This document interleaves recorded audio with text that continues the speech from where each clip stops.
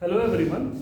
Last class में हमने LCR series circuit के सारे कॉन्सेप्ट्स हमने यहाँ कवर कर लिए थे। हमने वहाँ पर उसका क्वालिटी फैक्टर भी देख लिया था। ठीक है, क्वालिटी फैक्टर भी हमने देख लिया था, एंड तक जाते जाते, और वो भी समझ लिया था कि इसका मतलब है क्या। तो क्वालिटी फैक्टर को अगर एक बार फिर से रिकैप कर लो, देखो फटाफट मैं रिकैप करा देता हूँ। ये क्यू फैक्टर जो हमने कल पढ़ा था, ये एलसीआर सीरीज सर्किट के लिए ये क्यू फैक्टर मुझे बताता क्या है बेसिकली कि सर्किट की जो ये पीक है ना, इसके शार्पनेस की बात रखना है। क्या ग्राफ बनाया था मैंने ग्राफ बनाया था आई नॉट वर्सेस ओमेगा। ये आई नॉट वर्सेस ओमेगा, ऐसा कुछ ग्राफ आया था अपना। इसमें हमें ये ध्यान रखना है, ये कर्व तुम्हारा जितना शार्प होगा, शार्पनेस तुम्हारी जितनी होगी, क्यू फैक्टर की वैल्यू उतनी ज्यादा होगी।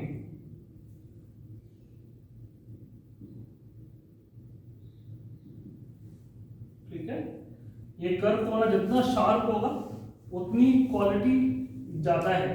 ठीक है, शार्पनेस इज बेटर। ये जो शार्पनेस है वो तुम्हारा बेटर है। फ्लैट नहीं होना चाहिए, ये फ्लैट नहीं। देखो जैसे ये थोड़ा सा ज्यादा फ्लैट दिख रहा है, तो शार्पनेस अब कब ज्यादा होगा, तो मैंने देखा था ना कि ये वैल्यू तुम्हारी जितनी ज्यादा हो, है ना, जितनी ज्यादा हो, मतलब कि ऐसे बहुत ज्यादा हो तो ये ऐसे शार्पनेस, तो शार्पनेस इज बेटर। जैसे अगर मैं ये दो कर्व की बात करूं तो ये शार्पनेस बेटर है, फ्लैटनेस इज नॉट गुड।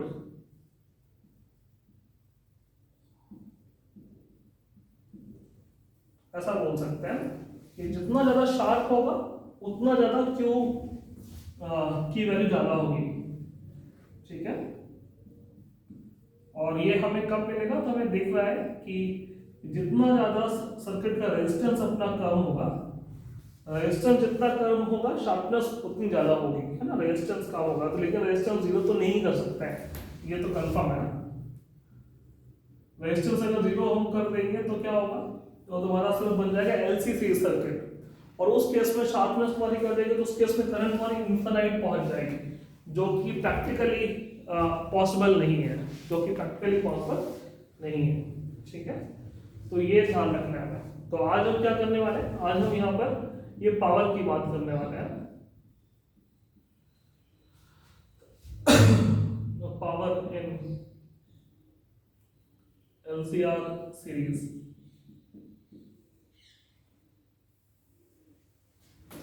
तो एलसीआर सीरीज में हमने देख लिया कि क्या देख लिया हमने कि अगर जो करंट और वोल्टेज के बीच जो मेरा फेज का डिफरेंस है, उसमें थ्री सिनेरियोज हो सकते हैं। या तो वोल्टेज लीड करता है करंट से, या करंट लीड करती है वोल्टेज से, है ना, या फिर दोनों सेम फेज में होते हैं। जब सेम फेज में होते हैं तो एलसीआर सीरीज में क्या होता है, वहां पर रेजोनेंस की कंडीशन आती है। तो हमने देख लिया था। तो वही चीज है कि मान लेते हैं कि V तुम्हारा है V not sine omega T, and I है मेरा I not sine omega T plus, ठीक है, डेल्टा। जहां पे डेल्टा क्या है, डेल्टा इज फेज का difference between V and I। यहाँ पर डेल्टा क्या है, डेल्टा मेरा V और I के बीच फेज का डिफरेंस है।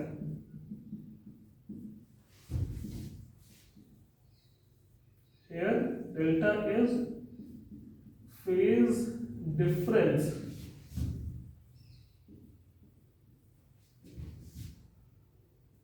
between V and I। Okay, अगर V ये है I ये है, तो फिर यहाँ पर इंस्टेंटेनियस ये पावर क्या होगी, P। इंस्टेंटेनियस पावर निकाल रहा हूं, इंस्टेंटेनियस ये पावर P कैसे डिफाइन करेंगे, तो P होगा V इंटू आई। V की वैल्यू पुट कर दे तो V not sine omega t into I की वैल्यू पुट कर दे तो I not sine omega T plus delta. तो इंस्टेंटेनियस ये पावर हो जाएगी V not I not into sine omega t into sine omega T plus delta. ये आ गया मेरा इंस्टेंटेनियस पावर का फॉर्मूला। लेकिन तुम्हें पता है कि जो भी हमारे इलेक्ट्रिकल अप्लायंस होते हैं उसमें हमारी जो पावर प्रिंटेड होती है ना, एक फिक्स वैल्यू प्रिंटेड होती है। जैसे हम लोग बोलते हैं कि 100 वॉट का बल्ब लेकर आए, 100 वॉट देखो फिक्स्ड वैल्यू है, तो वो प्रिंटेड वैल्यू क्या होती है? तो ऑब्वियस बात है कि वो इंस्टेंटेनियस वैल्यू तो होगी नहीं, तो वो प्रिंटेड वैल्यू क्या होती है तुम्हारी? Average power. तो अब मैं यहाँ पर एवरेज ये पावर का फॉर्मूला निकालूंगा, और ये ध्यान रखना है कि एसी में हम कौन सी वैल्यू प्रिंट करते हैं? हम यहाँ पर इंस्टेंटेनियस वैल्यूज नहीं, एवरेज वैल्यू प्रिंट करते हैं, ठीक है? तो हम ये एवरेज पावर की बात कर रहे हैं, ये निकालना है एवरेज पावर। आइदर ये सिंबल लेंगे या फिर ये सिंबल लेंगे, जो भी तुम्हें सिंबल यूज करना हो, ठीक है? Average power. तो मुझे इसकी एवरेज वैल्यू निकालनी है।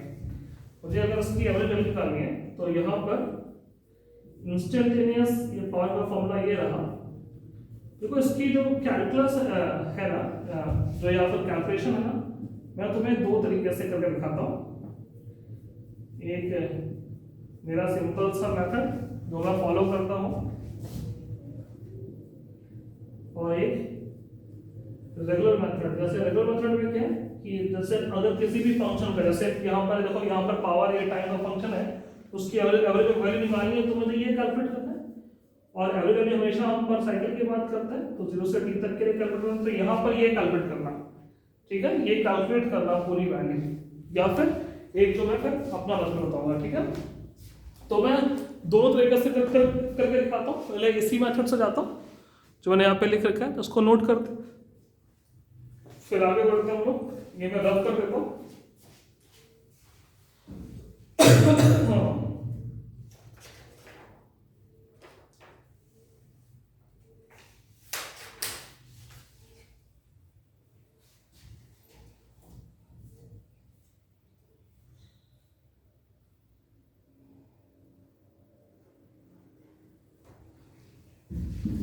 और तुम अगर एनसीईआरटी में जाओगे तो एनसीईआरटी में तो मैंने डायरेक्टली सॉल्व कर दिया, तो तुम्हें वो कैलकुलेशन समझ नहीं आएगी।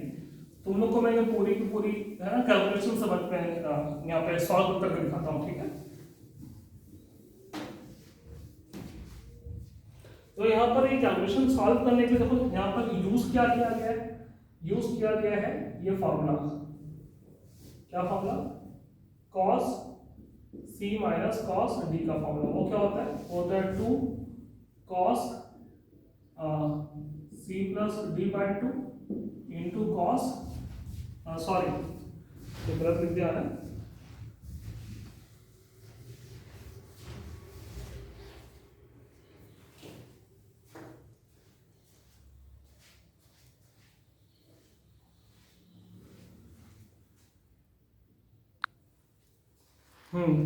तो देखो यहाँ पर ये सिंपल सा फॉर्मूला है, cos c minus cos d की बात कर रहे हैं। यहाँ पर ये आता है ये 2 sin c plus d by 2 into sine d minus c by 2, है ना? ये होता है फॉर्मूला। ये फॉर्मूला क्यों यूज कर रहा हूँ? कि इसको कन्वर्ट करने के लिए, है ना? इसको कन्वर्ट करने के लिए। अब कैसे कन्वर्ट करना है ध्यान से देखते हैं।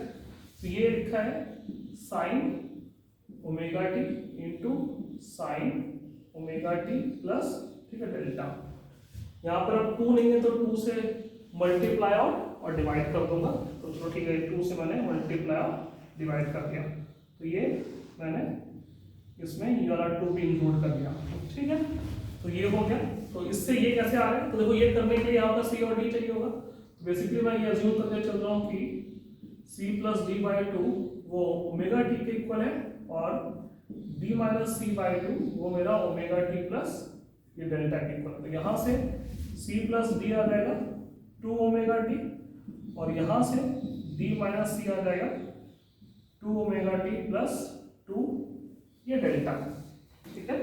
तो यहाँ से अगर मैं सॉल्व करूँ तो ये ऐड कर देता हूँ, तो ये 2d आ जाएगा 4 ओमेगा टी प्लस 2 डेल्टा। तो d की वैल्यू आ जाएगी हमारी 2 ओमेगा टी प्लस ये डेल्टा। देयरफॉर c कितना आ जाएगा? तो d को यहाँ पुट कर दो, तो c आ जाएगा तुम्हारा माइनस का डेल्टा। c कितना आ जाएगा? माइनस का डेल्टा। ओके, तो ये अगर आ गया तो अब मैं इसको क्या बोल सकता हूँ? इसको मैं बोल सकता हूँ cos माइनस का डेल्टा और minus cos 2 omega T plus ये डेल्टा, ऐसे बोल सकता हूँ, ठीक है। तो ये टर्म ऐसे लिखा जा सकता है, पहली चीज ये। होपफुली ये सबको मैथ समझ में आएगा। तो ये मैथ है तुम्हारी, मैंने ये पूरा प्रोसेस किया, तो वो ध्यान से देखो। इसको भी मैं और सिंप्लीफाई कर सकता हूँ, cos माइनस का delta is equal to cos ये डेल्टा और माइनस ये cos 2 ओमेगा टी प्लस ये डेल्टा, ठीक है। तो उसको मैं रब कर रहा हूँ और मैं यहाँ पर अब फाइनली इसको आगे कंटिन्यू कर रहा हूँ। वो अगर हमारी मैथमेटिक्स हो गई,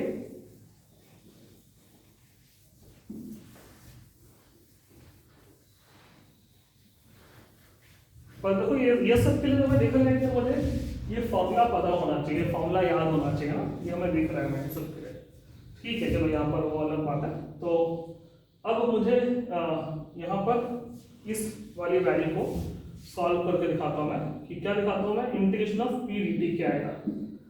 तो पी की वैल्यू क्या रखी है तुमने, ये रखी है तुमने, क्या रखी है, 2 वी नॉट आई नॉट, नहीं sorry V not I naught upon 2, क्योंकि मैंने नीचे वाला 2 यूज नहीं किया पर ऊपर वाला 2 यूज कर लिया यहाँ पे इसके साथ। ऐसे इस वाले की वैल्यू क्या पुट कर दूंगा, वो पुट कर दूंगा, ये रहेगा इनटू कॉस ये अपना डेल्टा और minus cos 2 omega T plus का डेल्टा, ठीक है, ऐसे इनटू डी टी।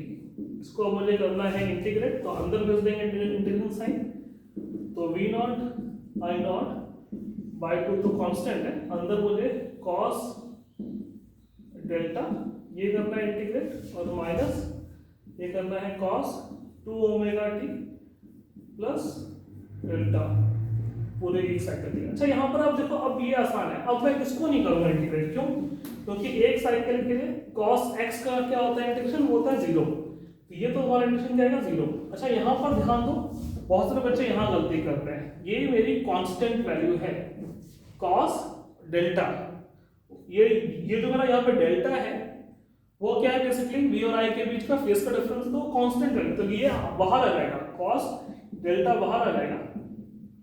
और हमें सिर्फ क्या करना है, हमें सिर्फ यहाँ पे dt का करना है इंटीग्रेशन, dt का इंटीग्रेशन क्या होगा तुम्हारा, t हो जाएगा और लिमिट रखनी बाकी है, तो ये आ जाएगा तुम्हारा v not I naught upon 2 into cos delta into T, ये आ गया ऊपर वाले पार्ट का। अच्छा नीचे वाले पोर्शन का क्या आएगा इंटीग्रेशन, तो नीचे वाले पोर्शन का तो तुम डायरेक्टली बता ही सकते थे, नीचे वाले पार्ट का क्या है, तो इंटीग्रेशन ऑफ dt का क्या होता है, तो वो होता है तुम्हारा t और लिमिट रख देंगे तो ये t आ जाएगा ना।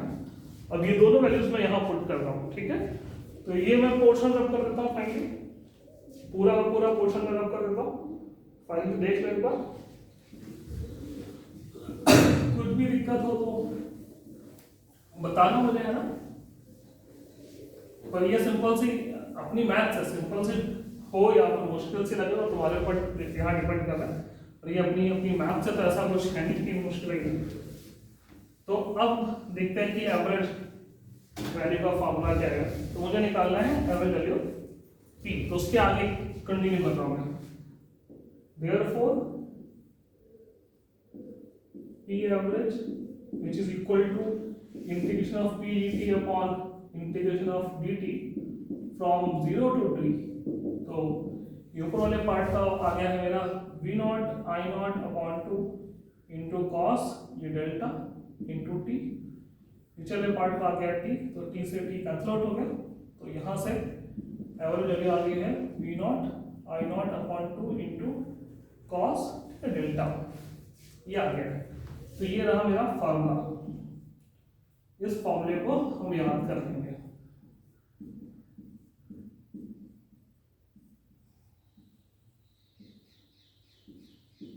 ओके, अच्छा देखो इस वाले फॉर्मूले में ये जो टर्म है यहाँ पर, इस टर्म को बोलते हैं हम ये पावर फैक्टर, क्या बोलते हैं, ये पावर फैक्टर बोलते हैं। तो जब भी ये टर्म लिखा हो कि पावर फैक्टर, तो तुरंत दिमाग में आना चाहिए कि cos डेल्टा की बात हो रही है, किसकी बात हो रही है, cos डेल्टा की बात हो रही है, पावर फैक्टर का मतलब cos डेल्टा।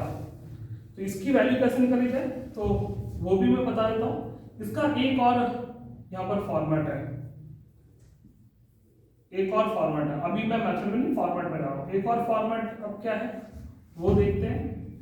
तो इसको मैं ऐसे भी लिख सकता हूँ, ऐसे लिखूंगा तो हम कुछ यहाँ पर पाप नहीं कर रहे हैं ना, क्योंकि 2 लिखा है तो उसको √2 × √2 लिख ही सकते हैं। पर इससे क्या होगा, इससे हम बोल सकते हैं ये मेरा VRMS है, ये मेरा IRMS है। यहाँ से एवरेज पावर का जो फॉर्मूला है तो मैं भी लिख सकते हो VRMS × IRMS × cos ये डेल्टा, ये तो आई रहा है ना, तो इसलिए ध्यान रखना ये इसको हम लोग बोलते हैं पावर फैक्टर। इसको पावर फैक्टर क्यों बोल रहे हैं, तो हमें दिख रहा है कि ये जो यहाँ पे पावर है वो डिपेंड कर रही है इस वैल्यू पे, है ना। ये वैल्यू क्या है बेसिकली कि अगर मेरे वोल्टेज का एम्पलीट्यूड फिक्स्ड है, करंट का एम्पलीट्यूड फिक्स्ड है, तो फाइनली डिपेंड कर रहा है किस पर, वोल्टेज और करंट के बीच फेज का डिफरेंस कितना है। वोल्टेज और करंट के बीच क्या फेज का डिफरेंस कितना है ना।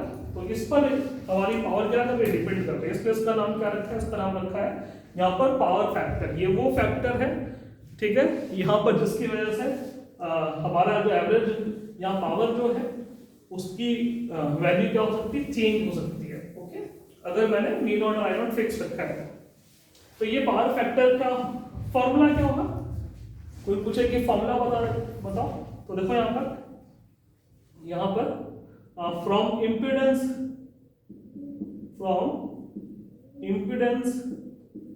ट्रायंगल, इम्पीडेंस ट्रायंगल क्या बनाया था मैंने, याद करो, ऐसा कुछ बनाया था ना ट्रायंगल, एक ऐसा ट्रायंगल था जहां पर ये हमारा डेल्टा था और ये एक्सएल माइनस एक्सी था, या एक्सी माइनस एक्सएल लिखो, जो भी लिखो वो तो है ना, वो तो सिर्फ वही अपना वी और आई के बीच का बेसिकली लीड और लैग बताता है, तो उसको नहीं पढ़ते। ये आर था तो ये था तुम्हारा Z basically √r² plus XL minus XC का होल स्क्वायर, ऐसा था।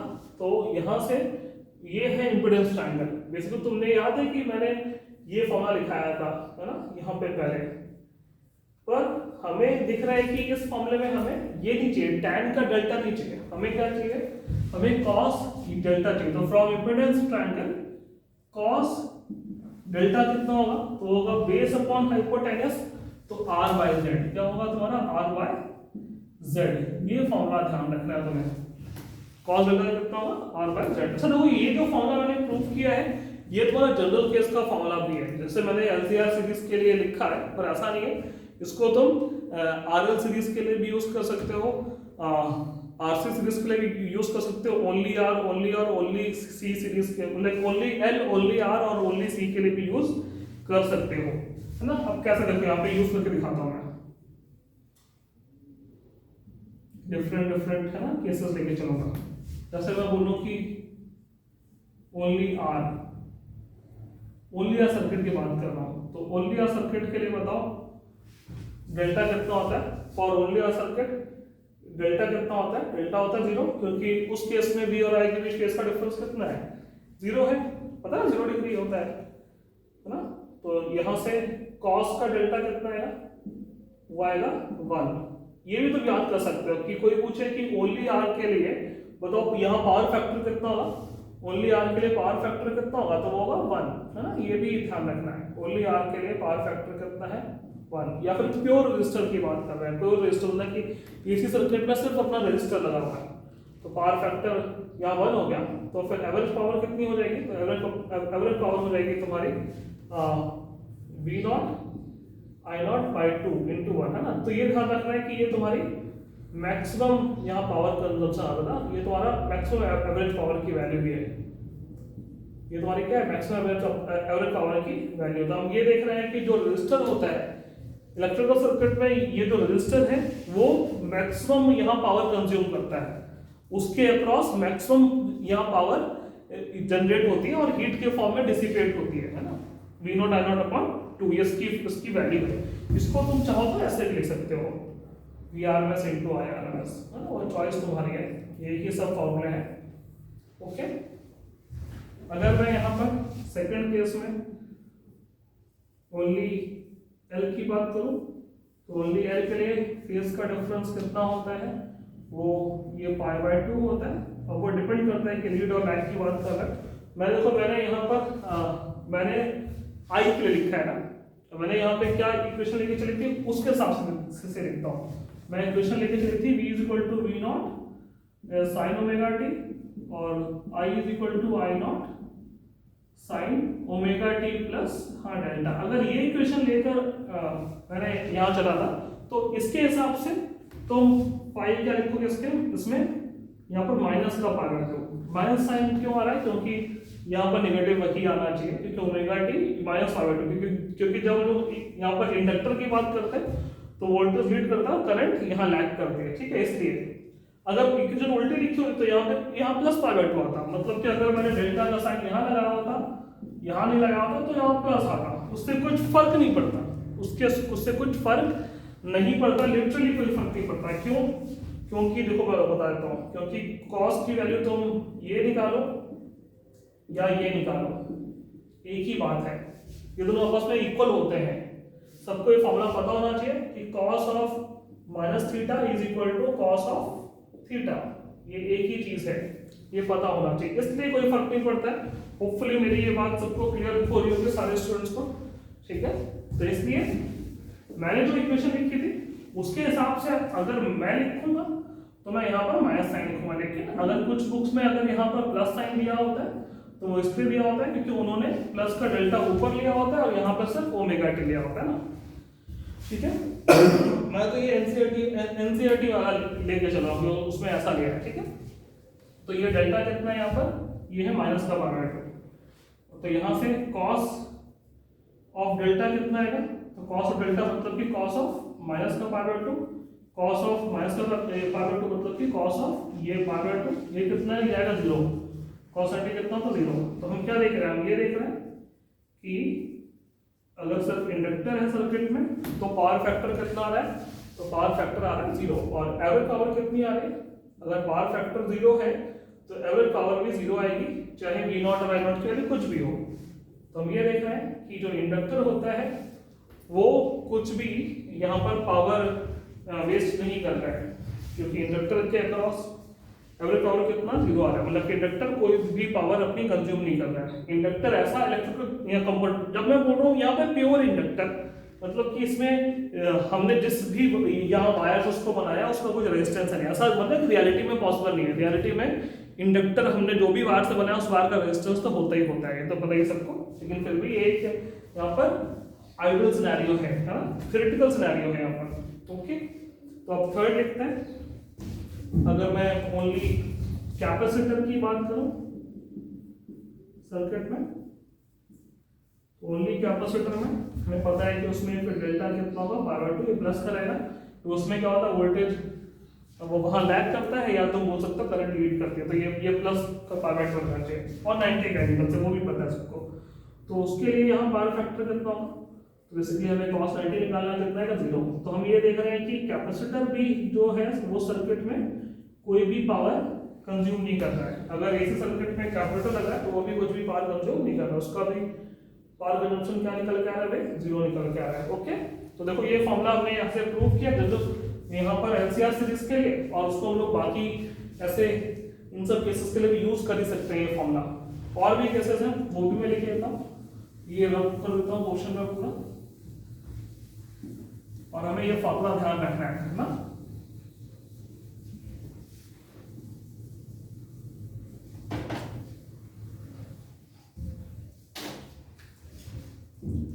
ओके, फिर आते हैं फोर्थ वाले केस,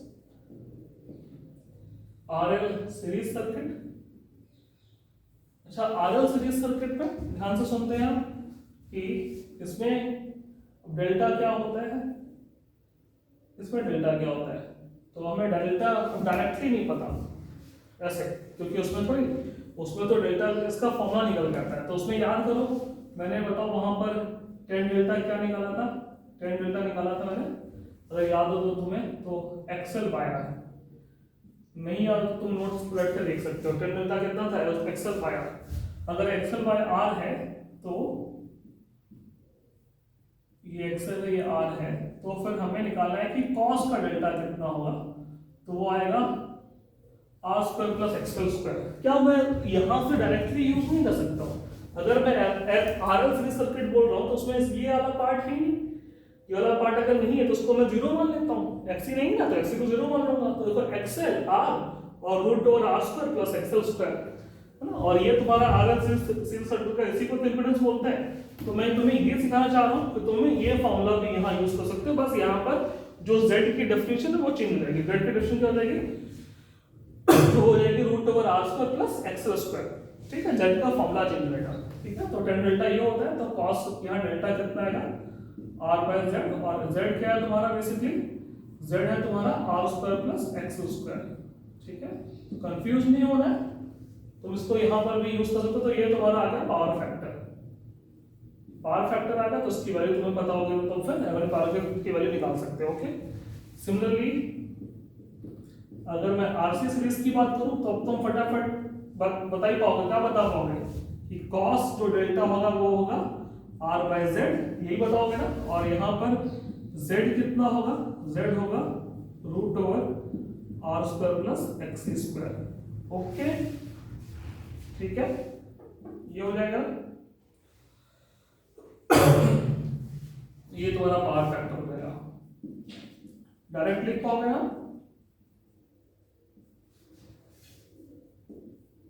अगर मैं पूछूं कि आर एलसी सीरीज की बात करूं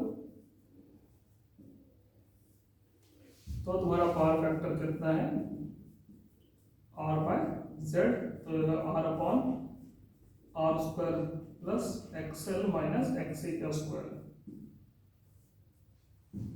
अच्छा, इसमें ये R L C series in resonance, इसकी बात करूं इसी में हम लोग यहाँ पर दो कंडीशन देखेंगे। ये तुम्हारा जनरल हो गया, ये हम रेजोनेंस की बात कर लेते हैं। तो उसके लिए पता है z कितना आता है, इन रेजोनेंस तुम्हारा z क्या आता है, z तुम्हारा आता है मिनिमम r के इक्वल आता है, x और x इक्वल हो जाता है ना। Here XL is equal to XC, so Z is which is also यहाँ पे active minimum, तो so Z will be equal to R, therefore ये जो यहाँ पर ये पावर फैक्टर है वो आ जाएगा R अपॉन Z, Z कितना R 1। तो ये भी ध्यान रखना है कि power factor for LCR series in ये रेजोनेंस कितना आता है तुम्हारा, 1 आता है उसका पावर फैक्टर। पावर फैक्टर तुम्हारा कितना आ रहा है, 1 आता है, ठीक है। ये भी ध्यान रखना है हमें, है ना। तो जब एलसीआर सीरीज यहाँ पे बेसिकली जब रेजोनेंस की बात होती है तब बोलते हैं कि तो सर्किट क्या करता है, मैक्सिमम पावर कंज्यूम करता है, मैक्सिमम एवरेज पावर कंज्यूम करता है। अब मैं बार बार ये वर्ड एवरेज नहीं बोलूंगा, मैं पावर बोलूंगा वर्ड। तो बेसिकली तुम्हें पता है कि यहाँ पर हम एवरेज पावर की बात कर रहे होते हैं, ठीक है, वही वैल्यू हम प्रिंट कर रहे होते हैं, ओके। होपफुली सबको समझ में आया, ठीक है। तो उसको नोट करते हैं।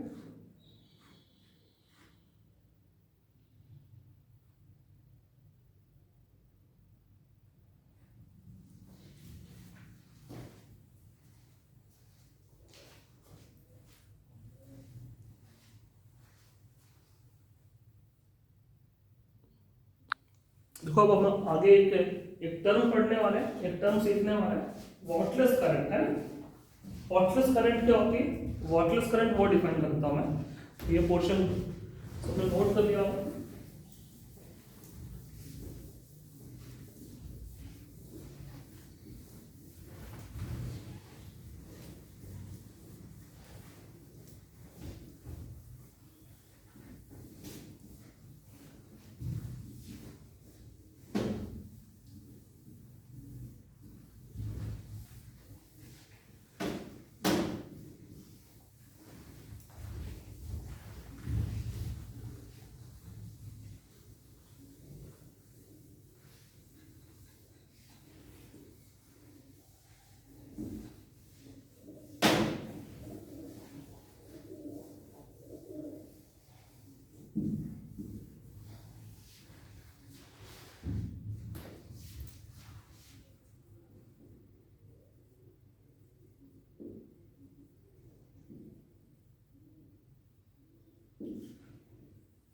वॉटलेस करंट बेसिकली एक ऐसी करंट कि ऑल्टरनेटिंग सर्किट में एक ऐसी करंट कि उस सर्किट में जो पावर का जो डिसिपेशन है वो क्या, वो जीरो आ जाए। तो हमने देखा है कि जब सिर्फ और सिर्फ प्योर इंडक्टर होते हैं, है ना, in case of pure inductor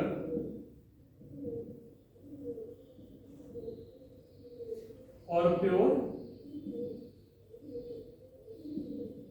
capacitor, इनके केस में बताओ, इनके केस में पावर कंजम्पशन क्या आता है in case of pure capacitor? ये जो पावर फैक्टर है, पावर फैक्टर वो कितना आता है, वो आता है 0।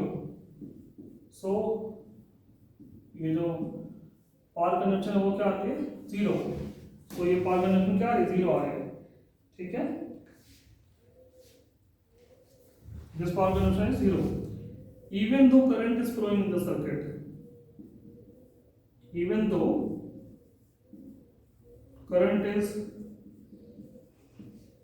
flowing in the circuit।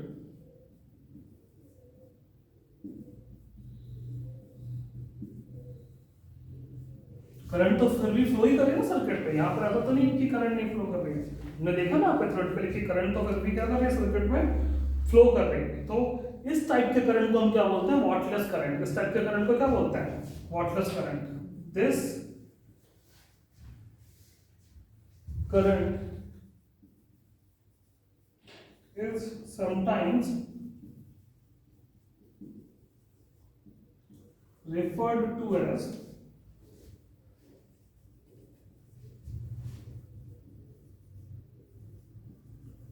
Wattless current.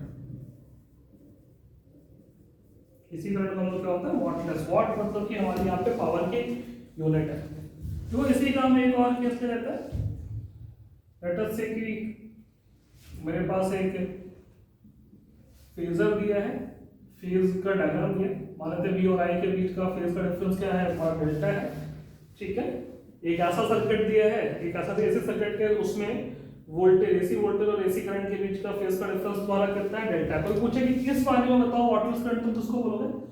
तो करंट का वो कंपोनेंट, करंट का वो कंपोनेंट जो V के क्या हो जाए, परपेंडिकुलर हो जाए। मान लो देखो इसके इस I के मैंने दो कंपोनेंट किया, I cos, ये डेल्टा, I sin डेल्टा। मैंने इस I के ये दो कंपोनेंट किए, ये हटा दिया।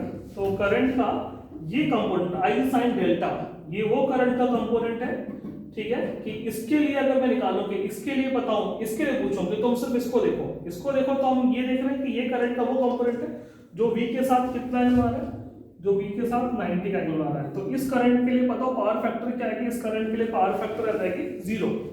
तो इस करंट के लिए तुम्हारी बताओ यहाँ पर बेसिकली जो यहाँ पे पावर की वैल्यू कितनी आएगी, पावर की वैल्यू कितनी है, 0 आएगी, क्योंकि पावर फैक्टर 0 रहेगा। तो इस करंट को बोल सकते हैं वॉटलेस करंट, है ना। इस केस में इस वाले को भी बोल सकते हैं वॉटलेस करंट, है ना। ये सब तो समझ में आया? देखो यहाँ पे जल्दी से, इसमें कोई दिक्कत नहीं होनी चाहिए।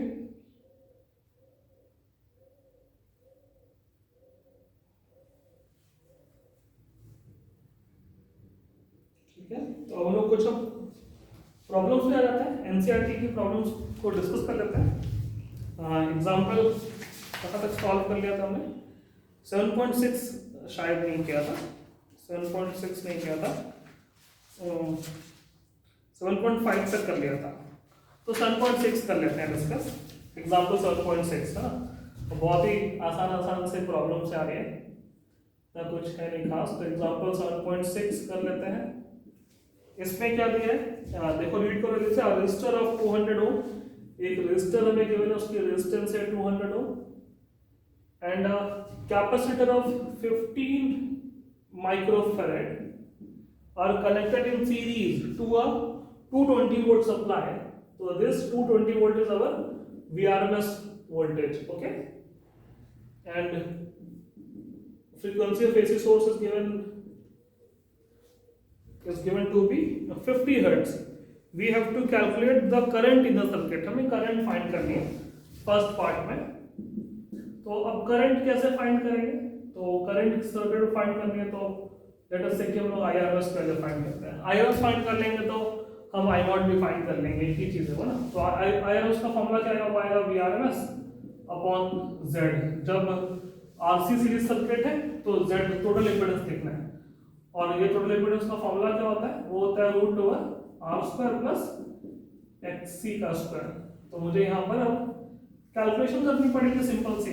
तो वी आर एस तो 220 हो गया, अपॉन में आया आर स्क्वायर मतलब कि 200 का स्क्वायर प्लस एक्सी। एक्सी कितना होता है, वो होता है 1 अपॉन ओमेगा सी। ओमेगा कितना होता है, वो होता है 2 पाई F.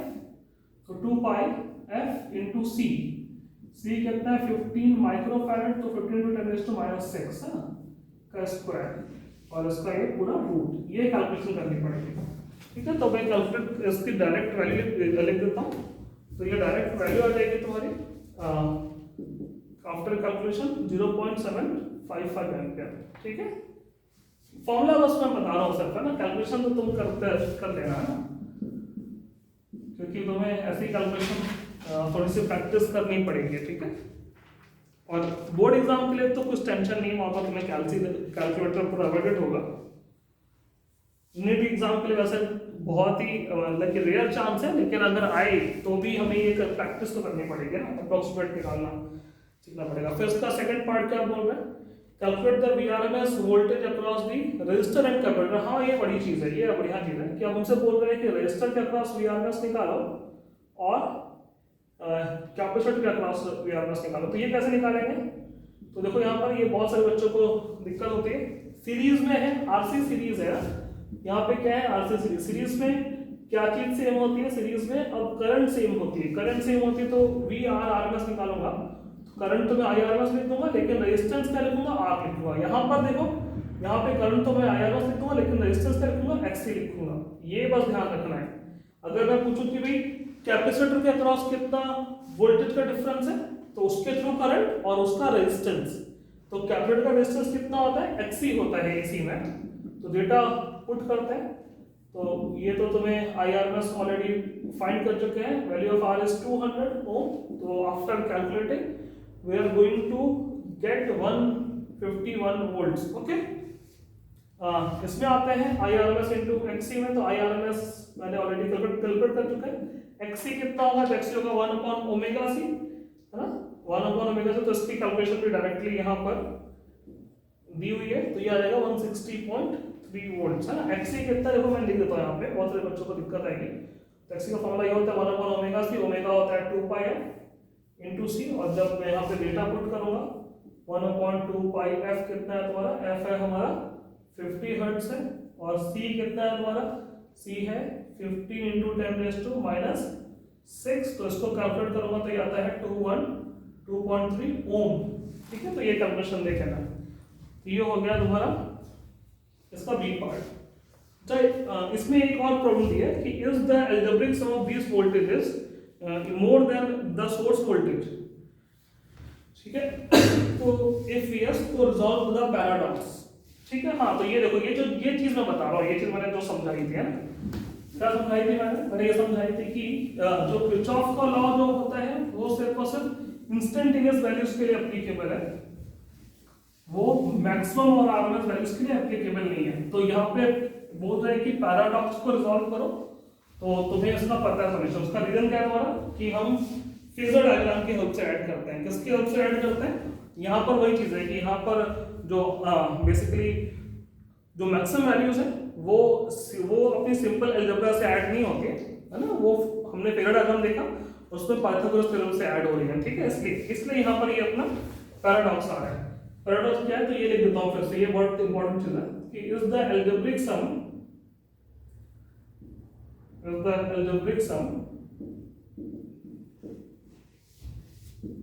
of these voltages more than the source voltage।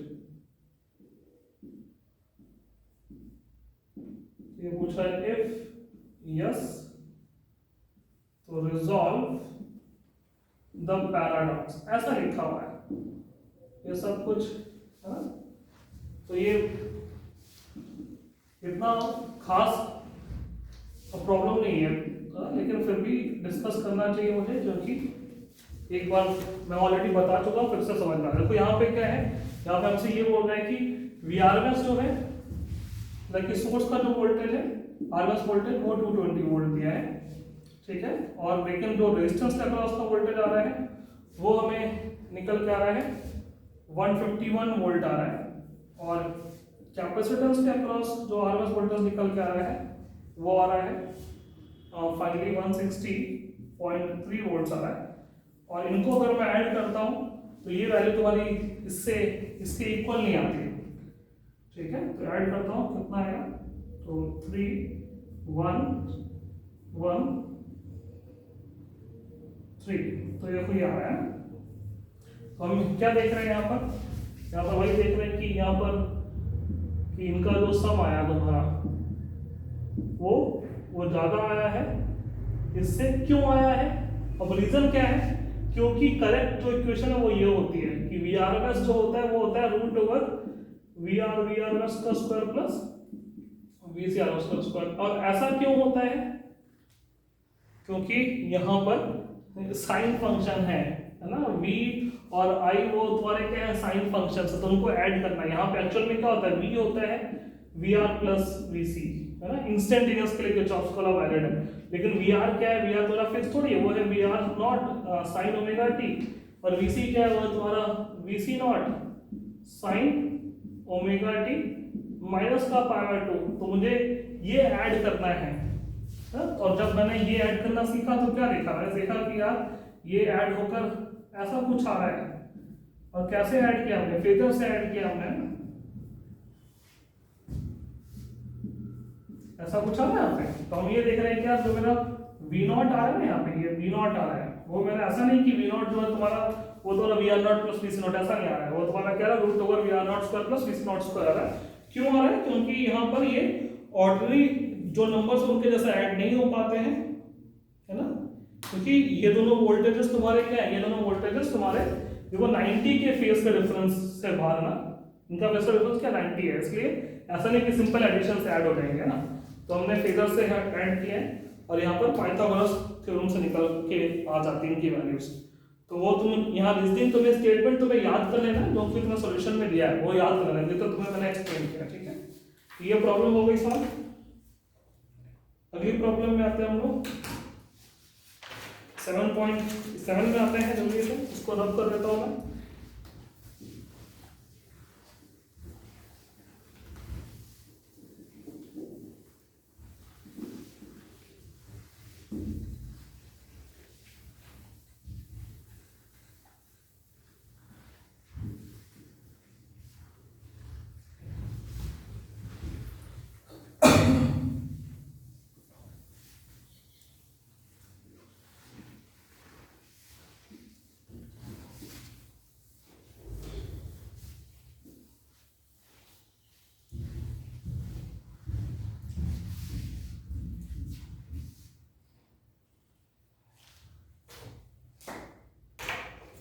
तो 7.7 में आता है एग्जाम्पल 7.7।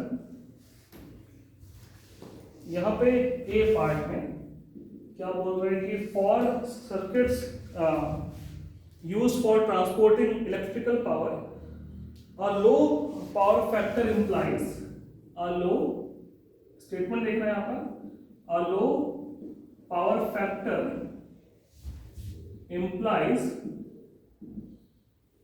implies large ये पावर लॉस इन ट्रांसमिशन। तो उसको एक्सप्लेन करना है, इसको मुझे एक्सप्लेन करना है, ध्यान से सुनना सारे स्टूडेंट्स, बहुत ही इंपॉर्टेंट सी चीज है। पहले मैं इसको एक्सप्लेन करता हूँ। तो देखो बहुत सारे बच्चे ना उनको ये समझ नहीं आता यार, ये चीज तुमने करंट इलेक्ट्रिसिटी में भी पढ़ी है। तो जब भी हम पावर लॉस इन ट्रांसमिशन की बात करेंगे, जब भी हम पावर लॉस की बात करेंगे, जब ट्रांसमिशन कर रहे हैं, ट्रांसमिशन मतलब कि जब हम लोग यहाँ पर बेसिकली हम पावर को एक जगह से दूसरी जगह हम भेज रहे हैं, तो हम कैसे भेजते हैं, तो तुमने नहीं यहाँ पे ट्रांसमिशन लाइंस देखी है, ट्रांसमिशन लाइन देखिए ना, कि जिसको हम पावर लाइन से बोलते हैं, जो कि बेसिकली अपने तार हो गए, सिंपल से तार है ना, उसको हम ट्रांसमिशन लाइन बोल रहे हैं, पावर लाइन बोल रहे हैं। इसका फॉर्मूला हमेशा होता है I² × R, यही यूज करेंगे, क्योंकि वहां पर ये R क्या है, R है वो जो ट्रांसमिशन लाइन है ना उनका रेजिस्टेंस है, I क्या है जो करंट फ्लो करती है, ठीक है, I² × R, ये ध्यान रखना है। तो पावर लॉस हमेशा ऐसे निकालते हैं, I² × R से। अब देखो यहाँ पर, और हम देखो बेसिकली होता क्या है, ध्यान से देखो, मैंने एक जगह पावर जनरेट की और दूसरी जगह मुझे ये पावर यूज करनी है ना। यहां पर हम पावर क्या कर रहे हैं, लेट अस से कि हम पावर कंज्यूम कर रहे हैं, और यहां पर हम पावर जनरेट कर रहे हैं। पावर जनरेट कैसे कर रहे हैं, तो बेसिकली हम डायनमो की हेल्प से कर रहे हैं, डायनमो या एसी जनरेटर बोल सकते हैं, ठीक है। और एसी जनरेटर को हमें क्या करना होता है, हमें घुमाना होता है। तो हम घुमाते कैसे हैं एसी जनरेटर को, एसी जनरेटर को घुमाने के लिए बहुत सारी चीजें एम्प्लॉय करते हैं। अब कैसे कि हमने डैम बनाया ऐसे, और ऊपर से ये हमने ऐसे पानी गिर रहा है, तो यहाँ पर हमने ऐसे ऐसे ब्लेड लगा दी, ये हमने फैन लगा दी, फैन के ऊपर ऐसे पानी गिरेगा तो ये ऐसे घूमेगा, तो यहाँ से हमने ये एक रॉड लगा दी जिसको बोलते हैं आर्मेचर, यहाँ पर हमने ऐसे कॉइल फिक्स कर दी, ये कॉइल है, और यहाँ पर हमने मैग्नेट्स लगा दिए।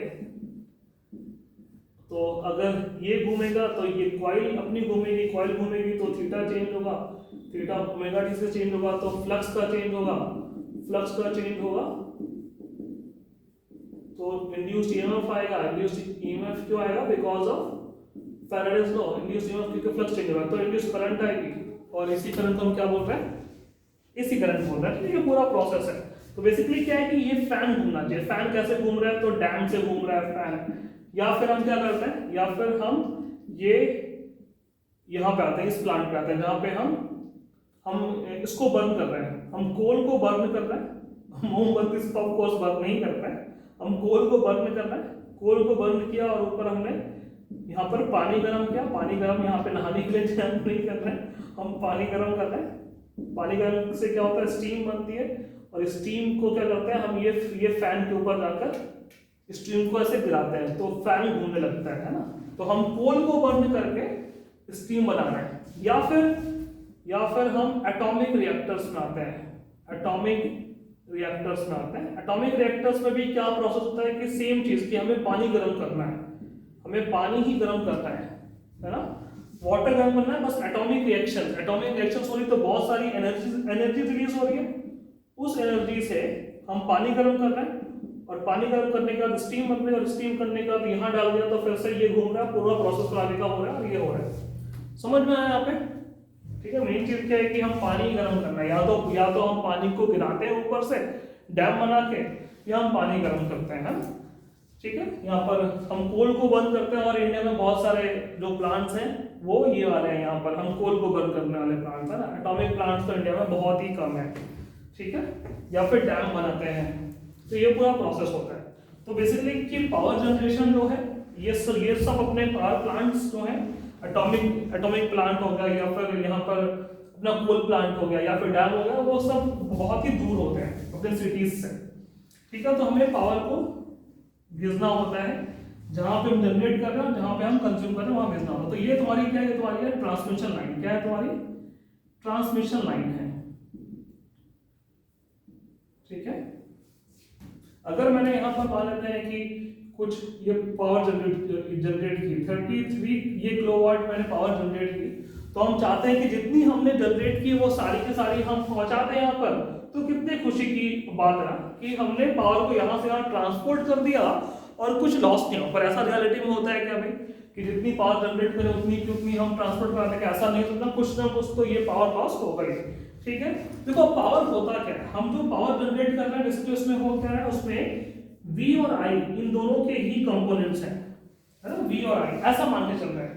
तो इसमें क्या है कि अगर मैं वोल्टेज का पार्ट बढ़ा दूं, वोल्टेज का पार्ट में अगर बढ़ा दूं मतलब कि V0 की वैल्यू बढ़ा दूं, अभी देखा ना मैंने फॉर्मूला जो भी प्रूव किया, V0 sin omega t into I0 sin omega t plus 5, मतलब कि ऐसा एक मैंने इक्वेशन है।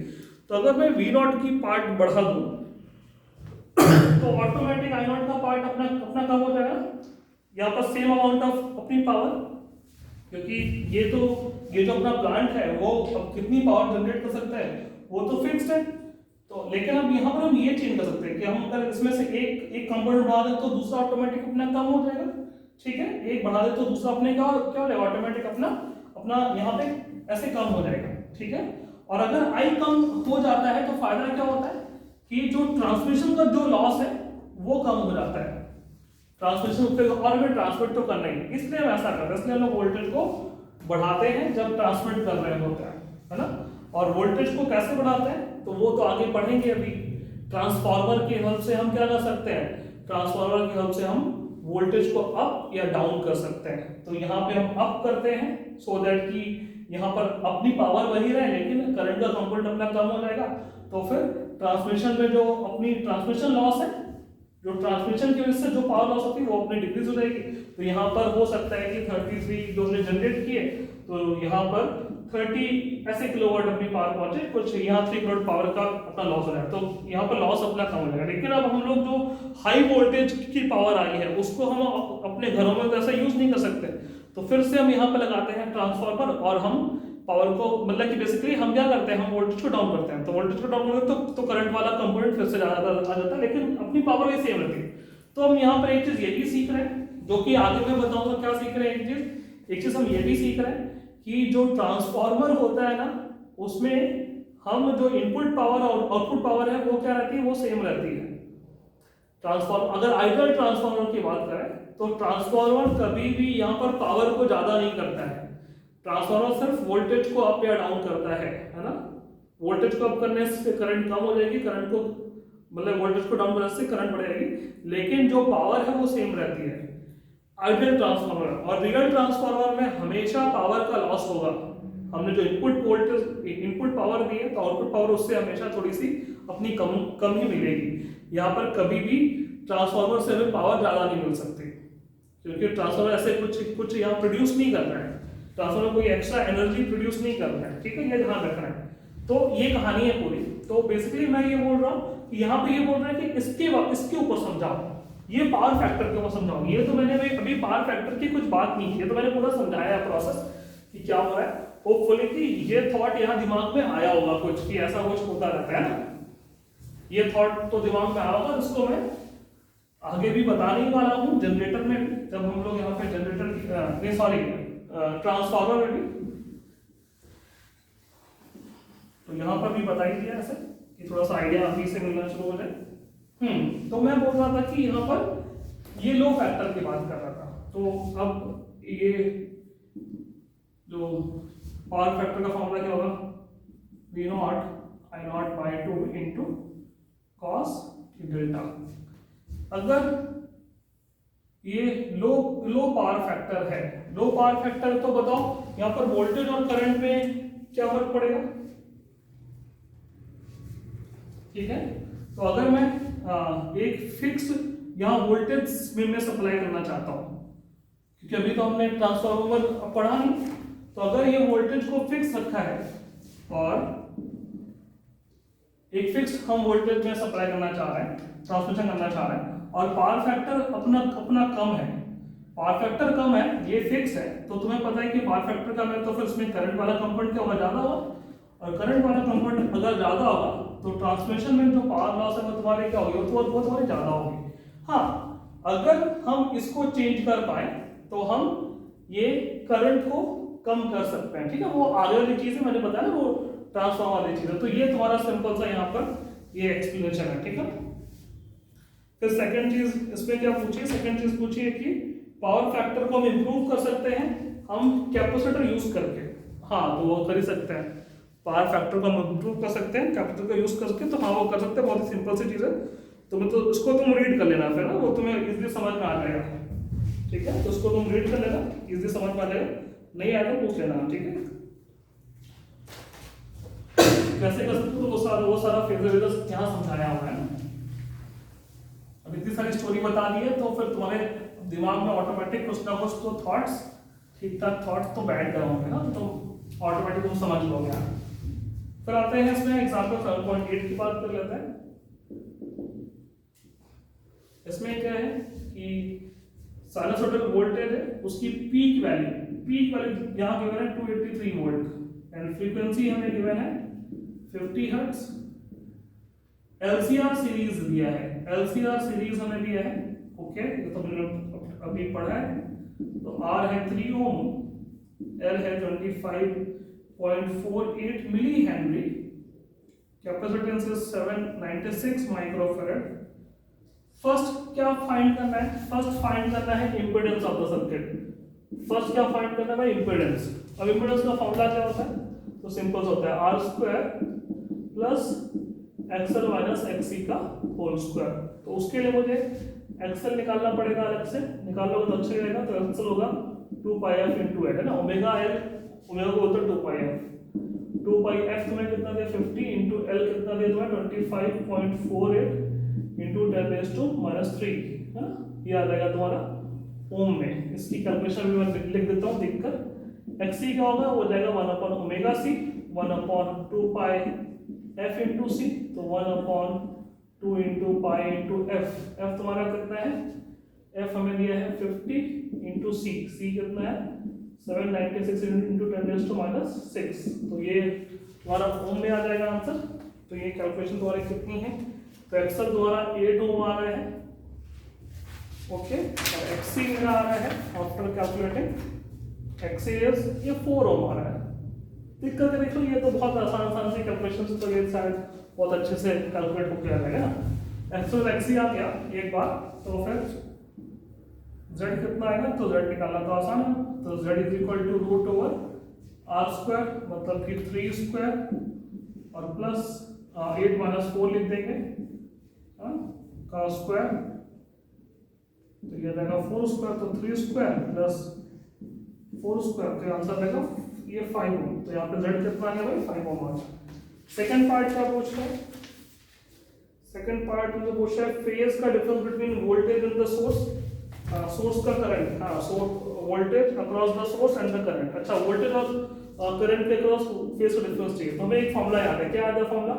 कि भाई tan delta is equal to XL minus XC upon R, है ना। तो यहां से भी निकाल सकते हो, या फिर तुम्हें अगर यहां पर ये पावर फैक्टर का भी फॉर्मूला याद है ना, तो तुम यहां से भी तुम ये डेल्टा तो निकाल सकते हो ना।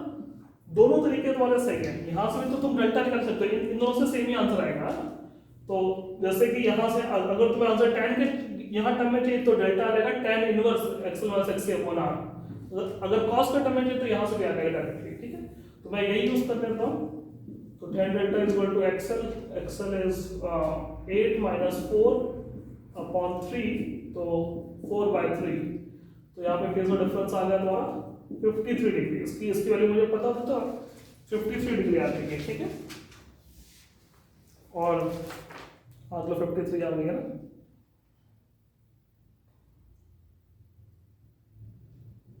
ठीक है।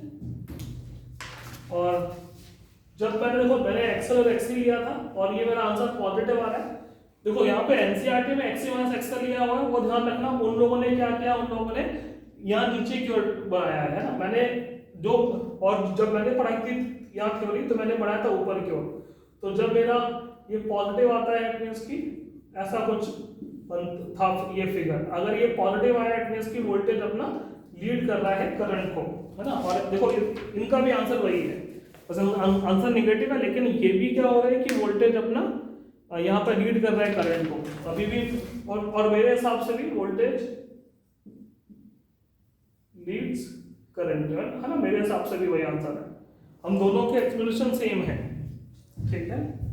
तो ये ध्यान रखना है कि अगर मैं ये फॉर्मूला यूज करता हूँ कि यहाँ पे tan delta equal to XL minus XC upon R, और इससे डेल्टा मेरा पॉजिटिव आता है, इट मींस की वोल्टेज लीड कर रहा है करंट को। अगर मैं यही फॉर्मूला यूज करता हूँ और डेल्टा मेरा नेगेटिव आता है, इट मींस की करंट लीड कर रही है वोल्टेज को, ठीक है। वो तो डिपेंड कर जाता है इससे ना, एक्सएल ज्यादा है एक्सी से, तो वोल्टेज जो है अक्रॉस इंडक्टर VL वो ज्यादा है VC से, तो VL माइनस VC ऊपर जाएगा, ठीक है। और VR ऐसा है, तो फिर इन दोनों का रिजल्टेंट इधर क्यों आएगा।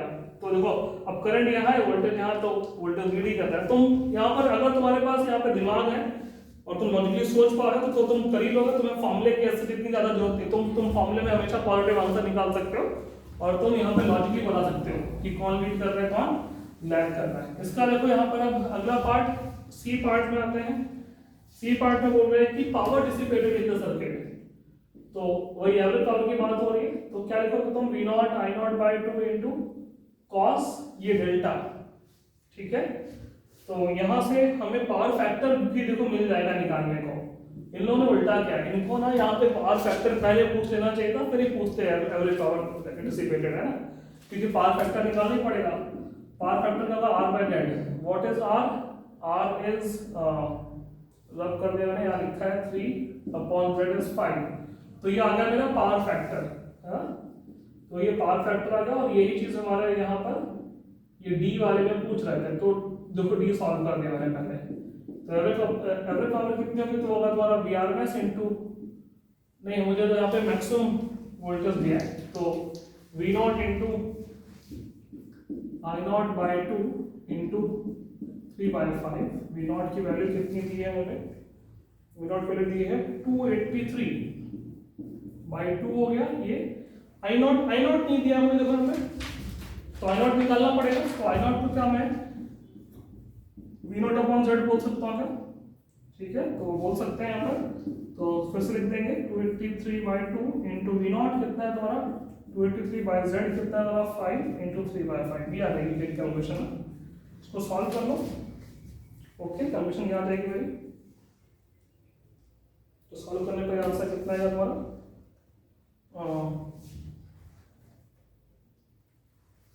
यहाँ पे पूछ रहा है हमसे ये, सॉरी यहाँ पर power dissipated in the circuit पूछ रहा है ना, तो हमसे power dissipated in the circuit पूछ रहा है। तो तुम्हें पता है कि जो भी पावर डिसिपेशन होता है वो किसके अक्रॉस होता है, वो तुम्हारा रेजिस्टेंस के अक्रॉस होता है, इसलिए ये चीज तुमसे पहले पूछ रहा है कि power dissipated in the circuit. Power dissipation अपना रेजिस्टेंस के अक्रॉस होता है, ये चीज हमेशा ध्यान रखना है। तो तुम हमेशा ये निकालोगे I² इंटू आर, है ना, I² इंटू आर, उसके थ्रू जो करंट फ्लो कर रही है इंटू आर। और पावर डिसिपेशन की बात हो रही है तो यहाँ पर कौन सी लिखते हैं, करंट RMS करंट लिखते हैं, ये चीज जो मैंने ऑलरेडी प्रूव कराई थी, ठीक है। तो यहाँ पर ये IRMS का स्क्वायर इंटू आर, है ना, जब भी हम पावर डिसिपेशन की बात करेंगे तो अक्रॉस रजिस्टर की पावर डिसिपेशन होती है ना, वो ध्यान रखना है। ये कितना आएगा तुम्हारा, तो IRMS का हो जाएगा, तो I नॉट बाय √2 का square into R. I not कितना आएगा, तो ये 1/√2, तो ठीक है, इसका स्क्वायर तो उसको 1/2 कर देते हैं, और ये आएगा तुम्हारा V not square by Z² into R, ठीक है। अब तुम डेटा पुट कर दोगे यहाँ पर, जब डेटा हम लोग ये पुट कर देंगे तो तुम्हारा आ जाएगा 4800 वाट, है ना। तो यहाँ पर बड़े ध्यान से देखना है, आप यहाँ पर हमसे पूछा गया है power dissipated in the circuit, तो पावर डिसिपेशन हमेशा रेजिस्टेंस के थ्रू होगी, ठीक है, रेजिस्टेंस ही पावर डिसिपेट करेगा। और पावर फैक्टर पूछा तो ये पावर फैक्टर निकाल दिया तुम्हारा ये वाला पार्ट, तो सबको ये समझ में आ गया होगा। तो अगली प्रॉब्लम में आता है 7.9 में आते हैं, 7.8 अपनी हो गई सॉल्व, ठीक है। बस उसमें ये ध्यान रखने वाली चीज है ना, ये power dissipated in the circuit, है ना।